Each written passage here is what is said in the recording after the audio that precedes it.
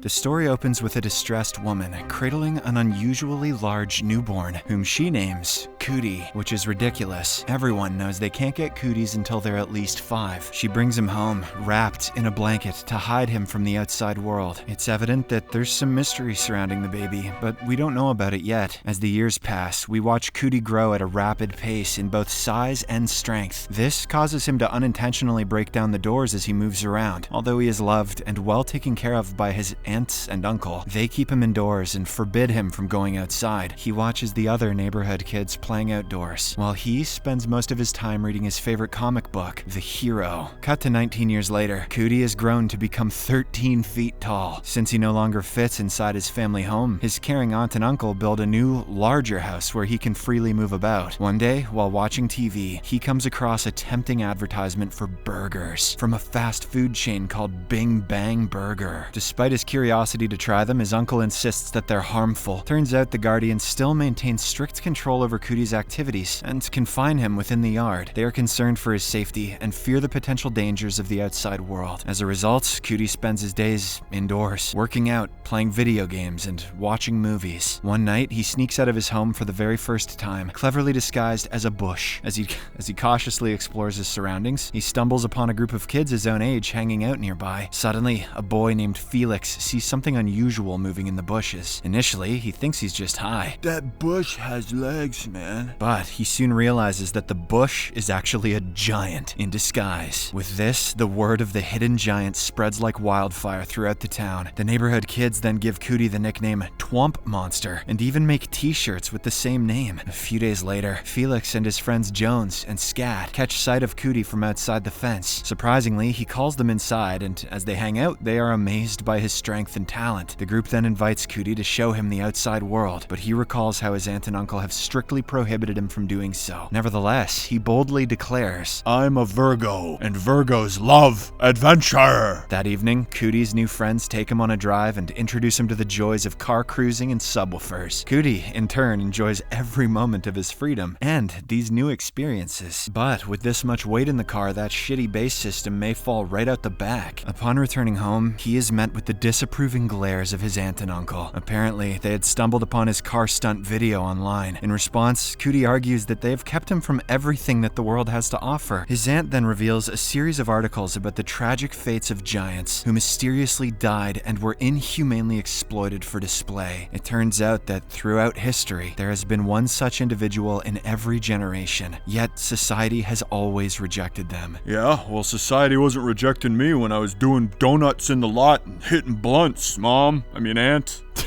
Following this, Cootie joins his new friends to grab a Bing Bang Burger. While there, he notices a girl named Flora working with incredible speed. After handing out his order, she surprisingly reveals her own Twomp Monster t-shirt, showing her support. Cootie then excitedly takes a bite of the burger and discovers that it actually tastes awful. Afterward, the group heads to a club where Felix introduces Cootie to a new girl. He tries his best to talk to her, but she ends up rejecting him. As they leave, he accidentally bumps into a man, causing a fight to break out. The man and his friends then cling onto Cootie and beat him up, but he remains unfazed. They're lucky he's a friendly giant, or he probably could have punched one of their dicks straight into their pelvis. Before long, news of this brawl spreads across the media. The hero, the real-life superhero from Cootie's favorite comic book, monitors the news closely and instructs his AI to evaluate the potential threat posed by the Twomp Monster. Meanwhile, Cootie's aunt and uncle also tune into the news coverage and prepare themselves for whatever may come. The uncle then taps on the wall in a rhythmic pattern, revealing a secret shelf with an enormous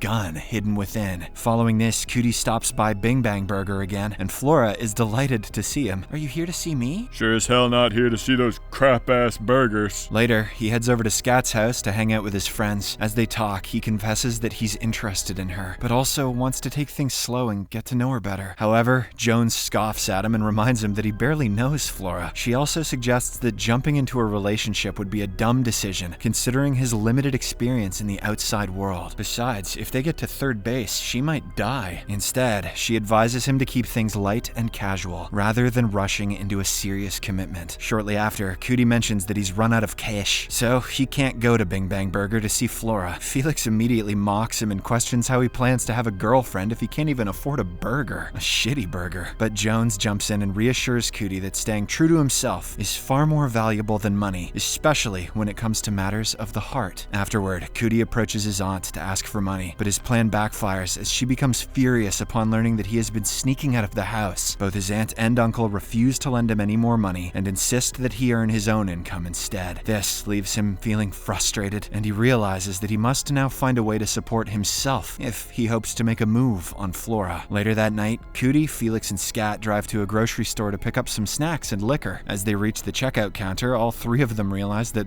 they're short on cash. Just then, Sam Spiegel, a sports and talent agent, approaches them and kindly offers to cover their bill. He then presents Cootie with an enticing offer to partner with him for a career in professional sports. The following day, Flora spots Cootie standing in line to order at Bing Bang. The two subtly flirt with each other as they exchange glances and talk. Later, while hanging out with his friends, Cootie's phone unexpectedly rings. It's Sam Spiegel on the line, and he asks him to switch to the sports channel. There, they discover the shocking news that the Twomp monster has been banned from all professional sports. With this issue, Sam advises him to consider alternative sources for income. He then suggests modeling at a local mall and secures him a deal with a proper clothing brand. Cootie then takes advantage of his remarkable height to confidently pose as a living statue and draws the attention of several passerby. Later, Cootie returns to Bing Bang Burger, where to his surprise, Flora approaches him first. She quickly gives him her phone number and asks him to call her at his convenience. She also offers to get him some burgers if he wants and assures him that he doesn't need to wait in line. Though, those perks. Meanwhile, his aunt and uncle head to a local bar to drink. Their conversation eventually turns to Cootie, and Uncle advises his wife not to reveal too much information yet. The full context of their conversation remains unclear, but Aunt hopes that Cootie is prepared for whatever lies ahead. As the camera pans around, it reveals that she is carrying a mysterious device in her purse. Elsewhere, Cootie and Flora are enjoying a date at a restaurant where suddenly his attention is drawn to the sky. There, he spots the hero zooming around the city with the help of a drone attached to his suit. Meanwhile, Jones, as a young activist, is seen trying to help people facing eviction. As the scene unfolds, it becomes apparent that these people are struggling financially and being forcibly removed from their homes. The situation escalates as the police start to brutally attack those who resist eviction. Witnessing the chaos, the hero intervenes, but he actually prevents Jones from offering help to those in need. Turns out, he's not a good person after all. He then mockingly waves at her after blocking her efforts. This causes the poor girl to scream at him in frustration from the ground below. Elsewhere, Cootie passionately expresses his admiration for the hero. He highlights the superhero's commitment to justice, a cause that he wholeheartedly supports. As they talk, Flora notices that Cootie seems unfamiliar with the experience of dining out. She then decides to introduce him to the joys of dining at a restaurant. She takes him to a buffet, where she excitedly describes the array of foods available. Cootie also listens attentively as she opens up about her own passion for cooking. Afterward, their conversation shifts towards Flora herself, particularly her mysterious ability to move faster than others. We then dive into a flashback and see her as a toddler, displaying mysterious speed even at such a young age. The doctors claim that her rapid movements are convulsions, but her mother believes that it's something else entirely. From Flora's perspective, however, she experiences time differently, moving at a normal pace while everything around her appears to slow down. As a result, Flora often felt frustrated and misunderstood as a toddler. We see moments when she would cry because her parents were frozen in time and unable to comfort her. It is then revealed that she learned how to communicate through writing even before she could speak fluently. In a flashback, we see post-it notes scattered across the walls, likely written by Flora to talk to her parents. Over time, she learned to adjust her hearing and speech and slowed them down to match the pace of those around her. The next day, Cootie excitedly tells Felix that he has another date planned with Flora for that evening. Felix, in his usual fashion, hypes him up and explains that the second date typically leads to hookups. However, Cootie notices a sudden itchy rash breaking out on his body that he needs to take care of before the evening. At home, he searches for a remedy online and starts applying raw garlic paste to soothe the rash. Cootie then sprays his uncle's cologne to mask the nasty odor of the garlic before his date with Flora. In the next scene, Felix offers Cootie a ride to his date and gives him a brief pep talk to boost his confidence. Later, during their date, Cootie asks Flora about her mysterious ability of speed once more. In response, she shares that every single moment, she is consciously slowing herself down. She explains that she changes her movements and speech to match the pace of those around her. You already said that, says Cootie. After spending a wonderful time together, Cootie and Flora share a sweet kiss. She then reveals how she has calculated and documented all the possible choices and outcomes for the moment they shared. Red flag. Flora shares that, according to her calculations, there are possibilities of some bad choices and outcomes, but the most probable outcomes are the good ones. Following this, we go back into a flashback of the afternoon when Scat left on his bike. He goes out to the comic store and browses the area. He then buys himself a figure of his favorite character from his favorite animated TV show. Parking tickets.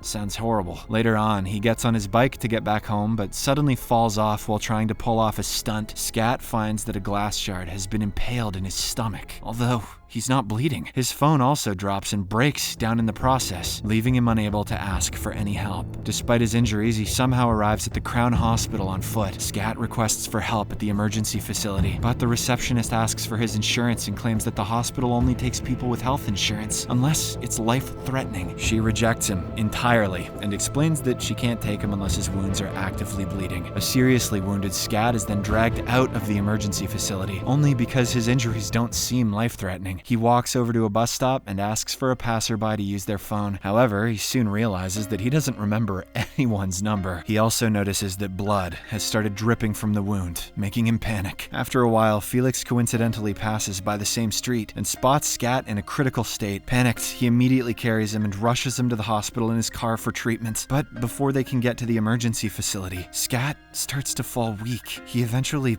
passes away due to the blood loss, while a helpless Felix cries out for help. Subscribe for more videos like this, turn on notifications, and leave a like to help the channel out. Thank you for watching.